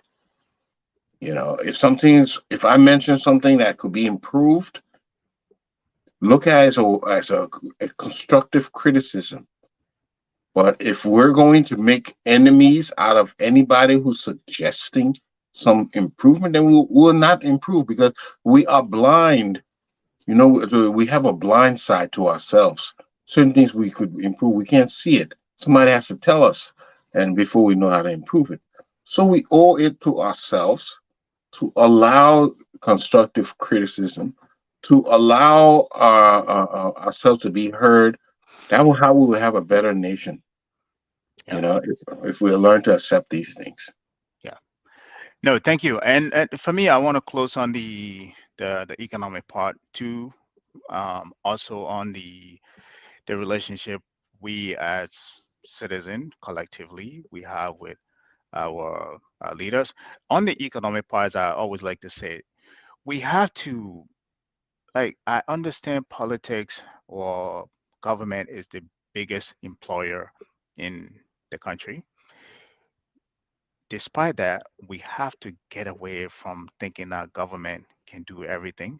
Um, and once we get away from that, that will now put us to start thinking how, you know, what the people that we elect, what they're supposed to do for us, so that way we can have a healthy relationship with them, right? That means we're not worshiping the people that we elect, you know, calling them Baku honorable, even though these people have no uh, honorable, that they shouldn't have an iota of honor in what they do, right? Putting these names on them and thinking that they're, you know, end all be all, that they cannot make any mistakes. That is the reason why when they make mistakes, we just turn a blind eye because of the level of respect we hold them to. And what it does when they make a mistake, we can't hold them accountable. That's one. So we have to examine the kind of relationship we have with our leaders. The Mhm. second thing is that stop paying attention, get away from politics a little bit, pay attention to what impacts your table, what comes on your table. What I mean, what impacts your table, meaning what impacts the food that goes on your table, how rice gets into your country, what type of rice you're eating, pepper you buy, the fruits you go to the market. Understand those things, how those things come in the country, because you're paying money for them, and understand the people who are selling those things to you. Because if they are spending so much money to importing those things, guess who's they're passing down that cost. They're not going to absorb it. Those are business people. That's how business works. They're going to pass it down to you. So even though, so in as much that you're focusing on politics so much, guess what? Somebody is burning a hole in your pocket because you're paying attention to the wrong thing, right? So if you understand what goes on your table, meaning like your librarian, we like to say in like the bread and butter, but I think we're tired eating bread and butter. We need to start thinking about rice and gravy now. If you start thinking about the rice and gravy stuff, right, you will understand how you need to hold your government accountable. So get away from the politics a little bit and start thinking that the government can do everything and focus on how the things that are important to you, affects you. Like I said, what goes on your table, how you live, you know, whether you have access to houses, money in access to banking, businesses, you have free trade, you can import things freely in and out of the country to make.